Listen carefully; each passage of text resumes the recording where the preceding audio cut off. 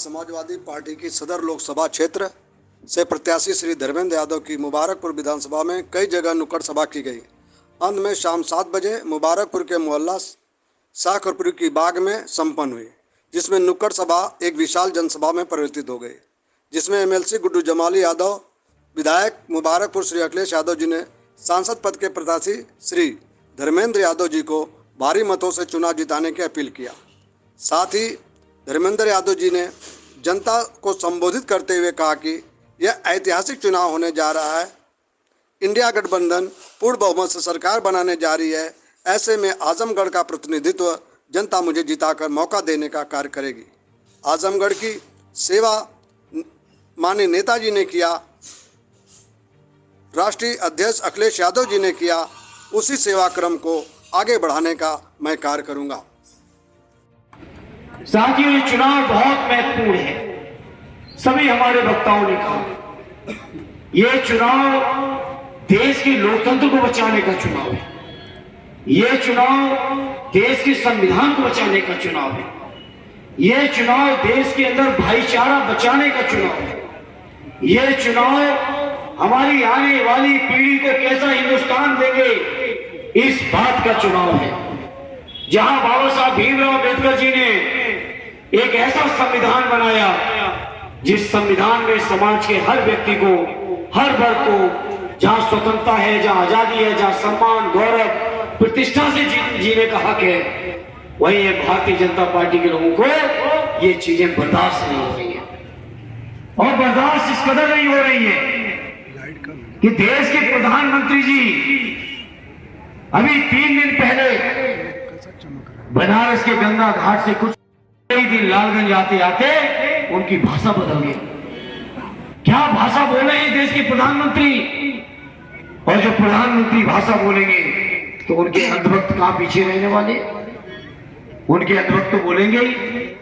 उनके अंधभक्त शब्दों का इस्तेमाल कर रहे हैं, कोई माई का लाल, कोई माई का लाल। तो मैं भी अपने मुबारकपुर के लोगों के बीच कहना चाहता हूं, इस देश के संविधान को खत्म करने की क्षमता किसी के माई के लाल में दम नहीं है, ये मैं कहना चाहता हूं। ये लोग संविधान खत्म करके, भाई से भाई को लटा के, नफरत फैला के देश को कमजोर करना चाहते हैं। तो ये देश की जो धर्म पे ताकते हैं, देश के जो गरीब पिछड़े लोग हैं, दलित लोग हैं, आदिवासी लोग हैं, ये लोग मिलके इतनी मजबूत ताकत बनेंगे कि इस देश को कोई कितने कोशिश कर ले, कभी हमारे देश को कमजोर नहीं कर पाएगा। साथियों, इसलिए आजमगढ़ के लोगों, जहां हमारे बदायूं के भी साथी आए हैं, और अच्छा है बदायूं और आजमगढ़ के लोगों के बीच जितने रिश्ते होंगे, शायद मेरे बारे में अच्छाई या बुराई आपको जानने का उतना ही ज्यादा भी मौका मिलेगा। तो मैं इस मौके पर मैं अपने आजमगढ़ के लोगों आपके बीच कहता हूं, शानदार सरजमी है आजमगढ़। देश और प्रदेश की राजनीतिक दिशा तय करने में अगर उत्तर प्रदेश में कुछ चुनिंदा जिलों का नाम होता होगा तो उन जिलों में हमारे आजमगढ़ का एक नाम है। ऐसा शानदार ये जिला है जहां हमारे बदायूं के साथी आए हैं, बदायूं से हटने का अफसोस जाहिर भी कर रहे हैं। वही मैं इस मौके पर कहना चाहता हूं, ये बदायूं के साथ साथ आजमगढ़ के लोग सदैव नेताजी को कितने प्रिय रहे हैं, शायद आपको इस बात का एहसास नहीं है। सदैव नेताजी ने हमेशा कहा कि अगर इटावा मैनपुरी मेरा दिल है तो आजमगढ़ मेरी धड़कन है।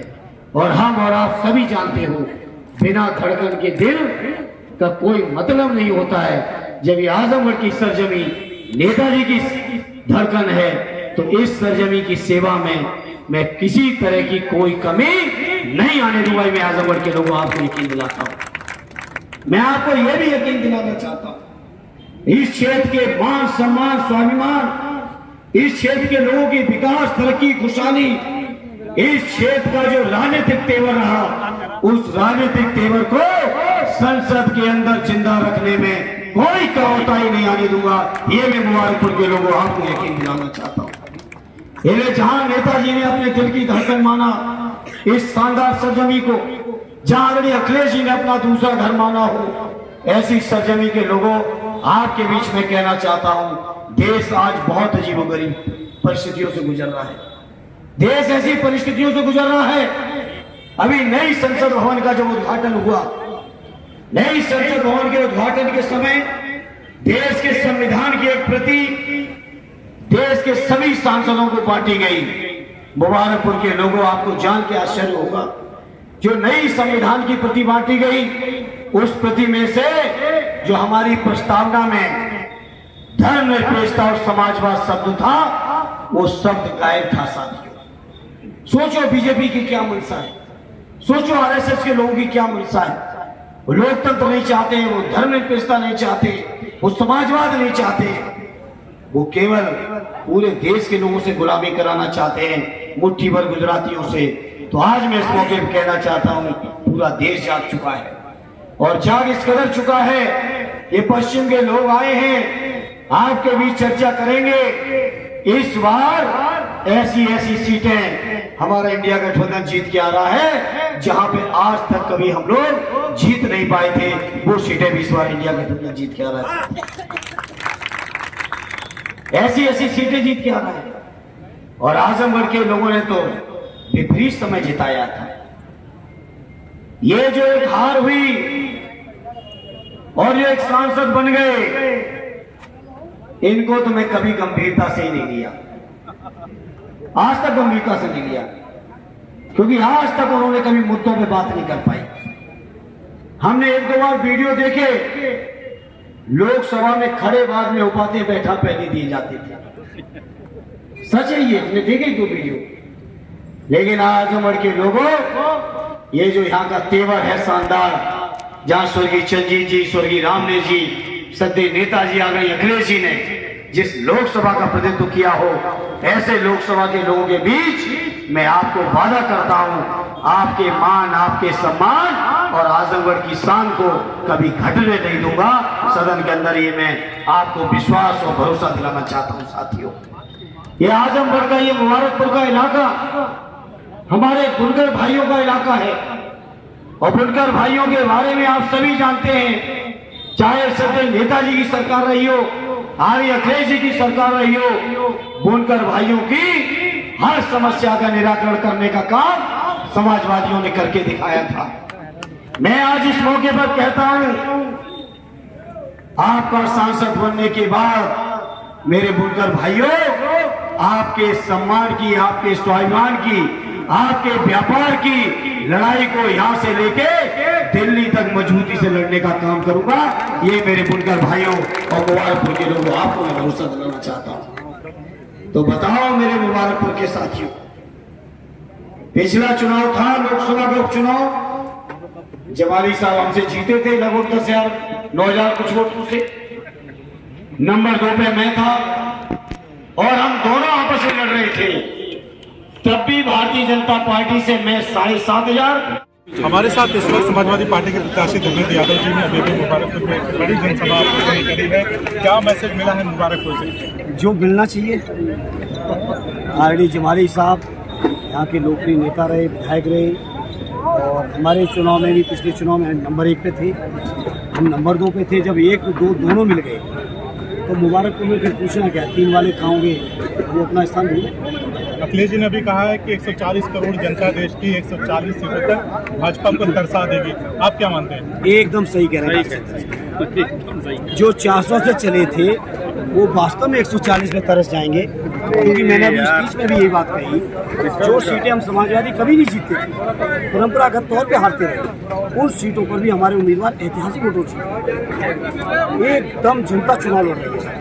अभी आजमगढ़ में बहुत सारे अभिनेता अभिनेत्री घूम रहे हैं और कह रहे हैं कि 1.5 साल में इतना काम हो गया जितना 15 सालों में नहीं हुआ। आप क्या कहना चाहते हैं? वो काम उन्हीं को मुबारक है और वो काम अपने पास रखें, क्योंकि ऐसा काम आजमगढ़ वालों को नहीं चाहिए जिसका फीता प्रधानमंत्री जी काटें, पत्थर प्रधानमंत्री जी लगाएं और 33वें दिन उस काम में आग लग जाए। तो आजमगढ़ वाले कभी ये काम नहीं चाहेंगे। जो आपके तमाम साथी अलग अलग क्षेत्रों से आए हैं, बता रहे हैं कि एक तेवर वाला नेता आपको मिला है आजमगढ़ से, जो आजमगढ़ की बागी आवाज़ है, बगावत की एक जो उसकी खुशबू रही है, वो बराबर उसी तरह से मिलेगी आपको। तो इस पर क्या आजमगढ़ की सरजमीने बहुत बहुत महान लोग, हम तो उनके सबके अनुयायी हो सकते हैं और कोशिश कर सकते हैं कि जो आजमगढ़ की शानदार परंपरा है, उस परंपरा का हम निर्माण कर सकते हैं। आजमगढ़ के साथ मेरे दोनों तरह के रिश्ते हैं, जहाँ बहुत इमोशनल रिश्ते हैं। जिस क्षेत्र को नेताजी ने अपनी धड़कन समझा हो, हम आप सभी जानते हैं कि बिना धड़कन के जीवन नहीं। जिस क्षेत्र को नेताजी ने अपना जीवन मान लिया, उस क्षेत्र के लोगों के बीच मुझे सेवा का मौका मिल रहा है, ये हमारे लिए बहुत भावुक पल है। वहीं जो आजमगढ़ का शानदार तेवर और जो इसका इतिहास है बागी, जिसकी आपने चर्चा की, उस तेवर को भी मेंटेन रखना मेरी अपनी जिम्मेदारी है। और मैंने आजमगढ़ के लोगों से वादा किया है कि आजमगढ़ के लोगों की हर उम्मीद को पूरा करने का मैं प्रयास करूँगा।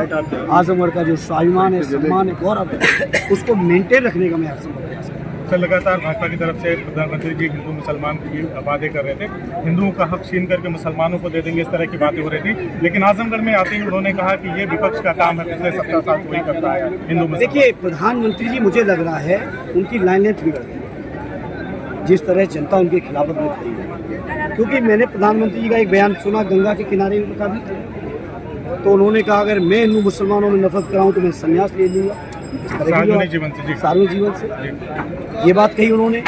और यहाँ आते आते फिर हिंदू मुसलमान करने लगे अगले ही दिन, एक ही दिन का अंतर था। तो पता नहीं प्रधानमंत्री जी क्या कर रहे हैं, क्या सोच रहे हैं। मैं तो वही देख रहा हूँ जो क्रिकेट में होता है, जब दिन खराब आते तो गेंद वाइड लो इधर उधर, वही स्थिति बीजेपी की हो गई है। लेकिन प्रधानमंत्री जी की ऐसी स्थिति नहीं होनी चाहिए। हमें खुद अजीब लग रहा है कि देश के प्रधानमंत्री उनको इस तरह से नहीं होना चाहिए लगता है। एक जनसभा में उन्होंने यदुवंशियों को रेट तक कहा, फिर उसके बाद कल आजमगढ़ की जनसभा में उन्होंने अखिलेश यादव को कहा कि आप कैसे यदुवंशी हो यार, इस पर आपका क्या कहना है? देखिए, हम लोग यदुवंशी हैं, इसके लिए हमें मोदी जी से सबूत नहीं। हम लोग किस वंशज हैं, इसके लिए सबूत नहीं लेना। पूरे देश और पूरी दुनिया जानती है हम लोग किस वंश हैं, और जो वंश हमारा रहा है वो त्यागी रहा है, बलिदानी वंश है। उस वंश पर होने का हम लोगों को गौरव भी है। और जहाँ हम लोगों ने भगवान श्री कृष्ण के बहुत सारे आदर्शों को सीखा है, समझा है, पढ़ा है, जाना है, हम लोग उस पर चलने वाले लोग हैं। इसलिए उनसे हमें प्रमाण पत्र नहीं चाहिए। और उनसे भी अपील है, सबके प्रमाण पत्र बांटने की बजाय 10 साल में क्या किया है इसका जवाब दें। 20 करोड़ रोजगार कहाँ है? महंगाई की हालत आपने कहाँ तक खत्म होगी, कहाँ चली गई महंगाई? विदेश से स्विस बैंक से पैसा आया कि नहीं आया? कहा था ना प्रधानमंत्री जी ने कि अगर मैं आपकी उम्मीदों पर पूरा न कर पाऊँ तो 100 दिन बाद मुझे चौराहे पर खड़ा कर देना। जनता ने तो, हमारे देश की जनता तो बहुत सब्र करने वाली है, 10 साल बाद कटघरे में खड़ा किया। प्रधानमंत्री ने कहा कि रुपए की कीमत बढ़ा देंगे, वैल्यू बढ़ा देंगे, प्रधानमंत्री का महंगाई कम करेंगे, किसानों की आमदनी दूनी करेंगे। बताओ किस बात के ऊपर प्रधानमंत्री जी टाइम काट रहे हैं? जब चुनाव है तो कुछ ना कुछ तो बोलना है। उपलब्धियों पे बोलने लायक नहीं है तो इधर उधर की बातों को अपना टाइम काट रहे हैं, इससे ज़्यादा कुछ नहीं। मुद्दे की बात प्रधानमंत्री, मुद्दे की बात इंडिया गठबंधन के लोग, माननीय अखिलेश जी, माननीय राहुल जी, मुद्दे की बात करें। बहुत छोटे से टिप्पणी चाहूँगा, 4 जून को क्या आप क्या समझना? ऐतिहासिक जीत दिलाएंगे आजमगढ़ के लोग। आजमगढ़ की जहाँ तक बात है और देश की बात है, तुम्हारे इंडिया गठबंधन की ऐतिहासिक सरकार होगी, उसमें सबसे बड़ा योगदान उत्तर प्रदेश में होगा। बातचीत में बहुत